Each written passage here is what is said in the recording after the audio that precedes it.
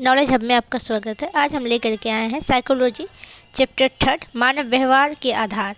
तो इसके बारे में चलिए जानते हैं। हम इसका क्वेश्चन आंसर आपको ऑलरेडी सब्जेक्टिव क्वेश्चन आंसर करवा दिए हैं और आज हम लेकर के आए हैं चैप्टर 3। तो चलिए इसके बारे में जानते हैं। तो इस अध्ययन को पढ़ने के बाद आप क्या क्या समझेंगे, क्या क्या जानेंगे, पहले इस पर ये करते हैं। तो पहला हमारा है मानव व्यवहार की विकासवादी प्राकृतिक को समझ सकेंगे। दूसरा पॉइंट है हमारा तंत्र तथा अस्तस्त्रवी तंत्र के प्रकारों का व्यवहार के साथ संबंध बता सकेंगे। व्यवहार को निर्धारित करने में आनुवंशिक कारकों की भूमिका की व्याख्या कर सकेंगे। मानव व्यवहार का निरूपण करने में संस्कृति की भूमिका को समझ सकेंगे। सांस्कृतिकरण, समीकरण, सामाजिकरण तथा पारिस्थितिकीकरण को प्रक्रियाओं का वर्णन कर सकेंगे तथा मानव व्यवहार को समझने में जैविकीय एवं सामाजिक सांस्कृतिक कारकों की भूमिका का वर्णन कर सकेंगे। तो चलिए इसके बारे में है कुछ विषय वस्तु। परिचय, विकासवादी परिचय, जैविकीय एवं सांस्कृतिक मूल, व्यवहार के जैविकीय आधार, तंत्रिका कोशिका, तंत्रिका तंत्र और अतः स्रोती तंत्र की रचना एवं प्रकार्य तथा व्यवहार और अनुभव के साथ उनके संबंध, तंत्रिका तंत्र, आनुवंशिकता, जीन एवं व्यवहार, सांस्कृतिक आधार, व्यवहार का सामाजिक सांस्कृतिक निरूपण, सांस्कृतिकरण, सामाजिकरण, प्रासंगिकरण, प्रमुख पद, संचार, समीक्षात्मक प्रयोजन, विचार। तो चलिए पढ़ते हैं। परिचय है पहले कि इस धरती पर मनुष्य प्रज्ञ मानव समस्त जीवों में सबसे अधिक विकसित प्राणी है। सीधे चलने की इनकी योग्यता शारीरिक भार को अनुपात में मस्तिष्क का बड़ा आकार तथा मस्तिष्क के विशिष्ट ऊतकों का अनुपात इसे सभी अन्य प्राजितों से पृथक करते हैं। मानव में इन अभिलक्षणों का विकास करोड़ों वर्षों में हुआ तथा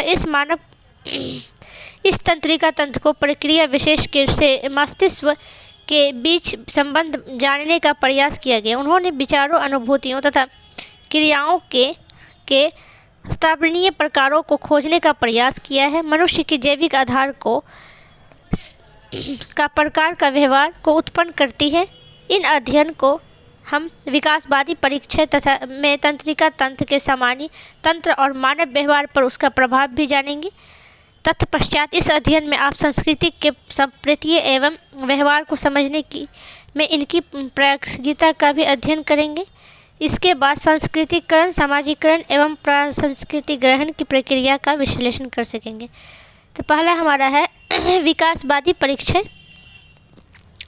आपने अवश्य देखा होगा कि लोग शारीरिक और मनोवैज्ञानिक विशेषताओं में एक दूसरे से भिन्न होते हैं। लोगों की विशेषताएं उनकी आनुवंशिक अक्षय निधि और पर्यावरण की मांगों के बीच अंतःक्रिया का परिणाम होता है। इस संसार में जीवों की करोड़ों विभिन्न प्रजातियां हैं जो कई तरह से भिन्न हैं। जीव वैज्ञानिकों का विश्वास है कि ये प्रजाति हमेशा ऐसी नहीं थी।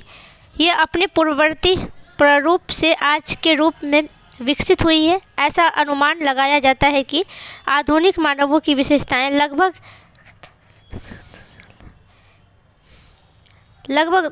2000 वर्ष पहले उनके पर्यावरण के साथ लगातार अंतःक्रिया के फलस्वरूप विकसित हुई।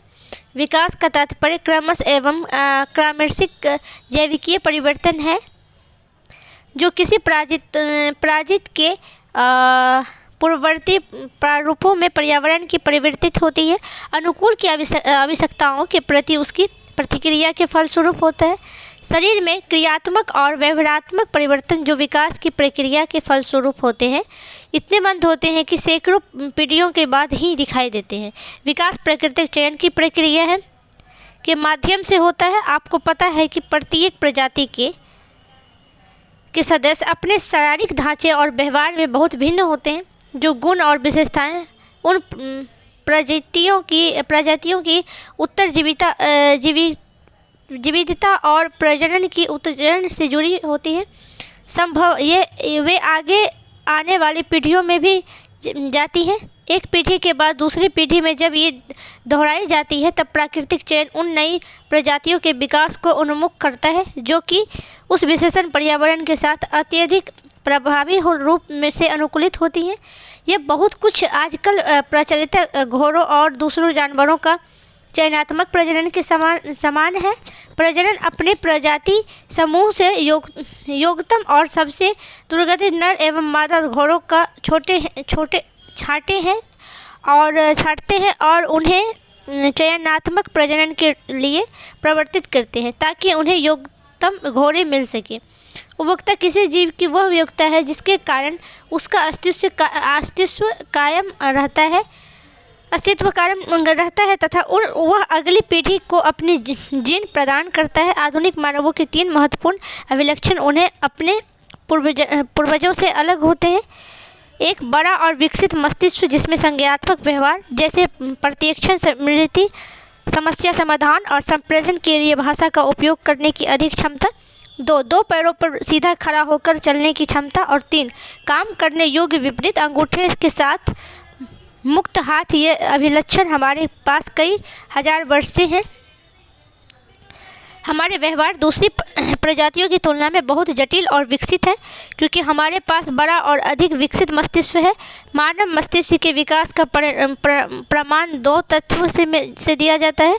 पहला, मस्तिष्क का वजन हमारे शरीर की कुल भार इतना प्रतिशत 2.35% है और यह सभी प्रजातियों की तुलना में सर्वाधिक है।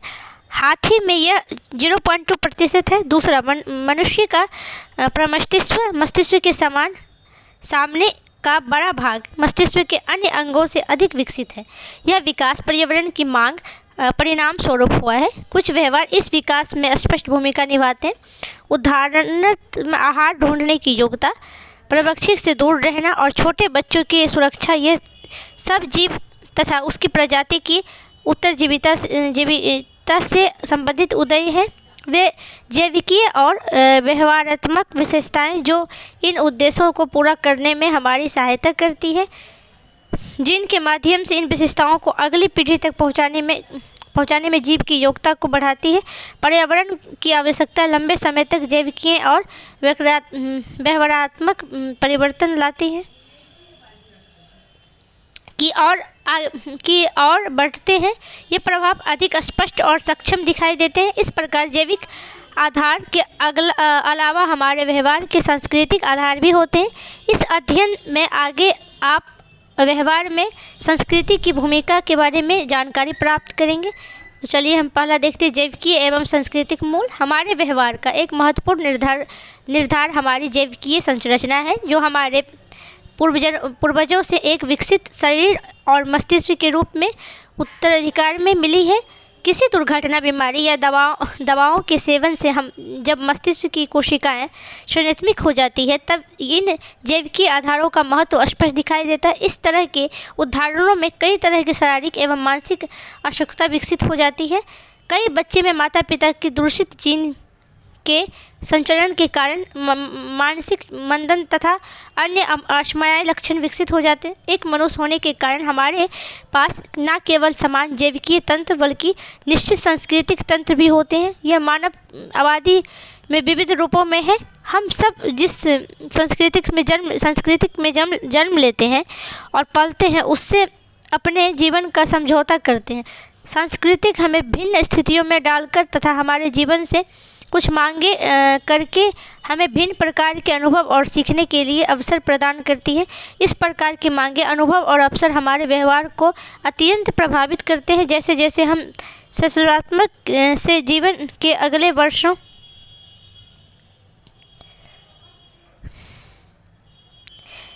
किए गए हुए संकेत कोशिकाओं में भेजे जाते हैं और इसके बाद अनुसूचित में जिसका की सूचना अन्य तंत्रिका कोशिकाओं और मांसपेशियों में भेजी जा सके। अतिदृष्ट अपनी लंबाई के साथ साथ सूचना का श्रवण करता है जो मेरुज्जु में कई फीट तक के मस्तिष्क में 1 मिलीमीटर से कम हो सकते हैं। अंतिम सिरे पर छोटी छोटी शाखाओं में बढ़ जाता है जिन्हें अतस्थ बटन टर्मिनिकल बटन कहते हैं। इनमें अन्य तंत्रिका कोशिकाएं, ग्रंथियां और मांसपेशियां में सूचना भेजने का क्षमता होती है। तंत्रिका कोशिका सामान्यतः एक ही दिशा में सूचना का संवहन करती है, अर्थात पश्चेतु कार्य कोशिका फिर अतिलक्षण और वहां से अतस्ट बटन तक तंत्रिका तंत्र में एक स्थान से दूसरे स्थान तक सूचना का संवहन तंत्रिका के माध्यम से होता है। आसंचन एक्सोन के ढेर होते हैं। तंत्रिका मुख्य दो प्रकार की होती है, संवेदी एवं पेशीय। संवेदी तंत्रिका, जिन्हें अभिवाही तंत्रिका भी कहते हैं, सूचना को ज्ञानेंद्रियों से केंद्रित तंत्रिका तंत्र तक ले जाती है। दूसरी ओर पेशीय तंत्रिका, जिन्हें अपवाही तंत्रिका भी कहा जाता है, सूचना के केंद्रीय तंत्रिका तंत्र से मांसपेशियों तक ले जाती है। पेशीय तंत्रिका स्नाविकीय आदेश का श्रवण करती है, जो हमारी गतिविधियां और अन्य प्रतिक्रियाओं को निर्देशित, नियंत्रित एवं नियमित करते हैं। कुछ मिश्रित तंत्रिका भी होती है, लेकिन इनमें संवेदी और पेशीय तंतु विभिन्न होते हैं। अब हमारा हो गया इसका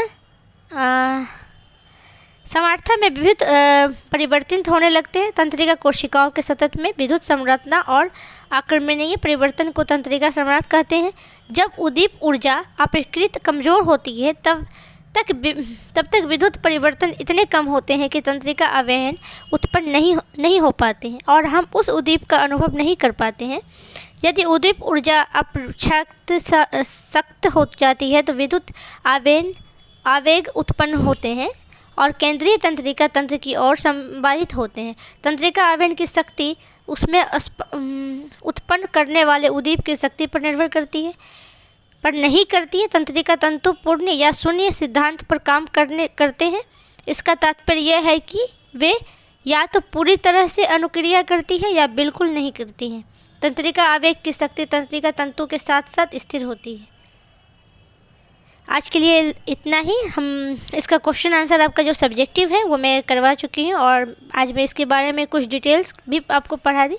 आज के लिए इतना ही। मिलते हैं नेक्स्ट वीडियो में। अगर हमारा वीडियो अच्छा लगे तो लाइक करें, शेयर करें, सब्सक्राइब करें। Thank you.